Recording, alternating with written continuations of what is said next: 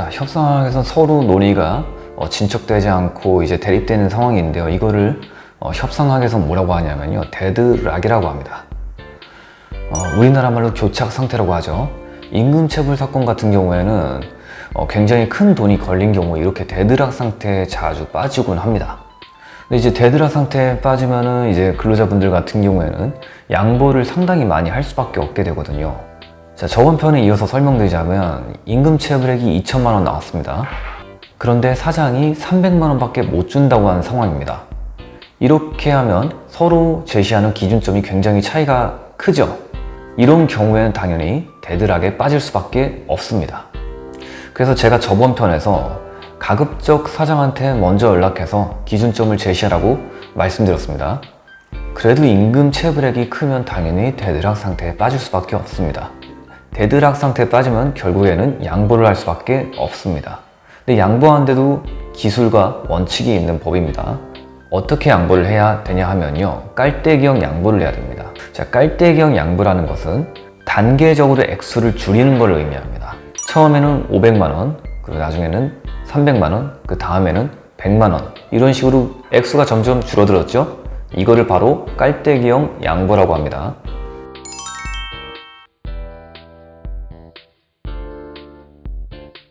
자, 이렇게 되면 사장이 느낄 때 어떨까요? 근로자 측이 양보를 할 때마다 점점 마지노선에 다가가고 있구나, 이렇게 생각하겠죠?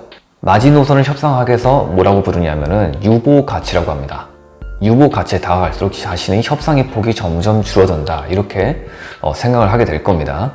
즉, 큰 금액을 먼저 양보하고 그 다음엔 점차 순차적으로 줄여나가는 깔때기형 양보가 중요하다는 거죠. 그럼 반대로 한번 해볼게요. 처음에 100만 원을 양보했고 그 다음에 200만 원, 그 다음엔 500만 원을 양보했습니다. 자, 이런 거를 무슨 양보라고 하냐면 피라미드형 양보라고 합니다. 자, 이렇게 양보를 해버리면 어떤 문제가 발생하냐면요, 양보를 더 많이 하네 라고 생각해서 상대방이 끝까지 끈질기게 양보를 계속 해달라고 물고 늘어질 수 있습니다. 자, 이런 양보 방법을 바로 피라미드형 양보 방법이라고 합니다. 협상할 때 제일 쓰면 안 되는 방법입니다.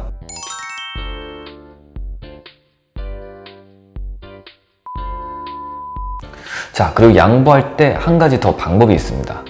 양보하면서 그냥 양보하지 말고 다른 조건사항을 덧붙여서 양보하는 방법이 있습니다. 이걸 바로 협상학에서는 스트링 기법이라고 합니다.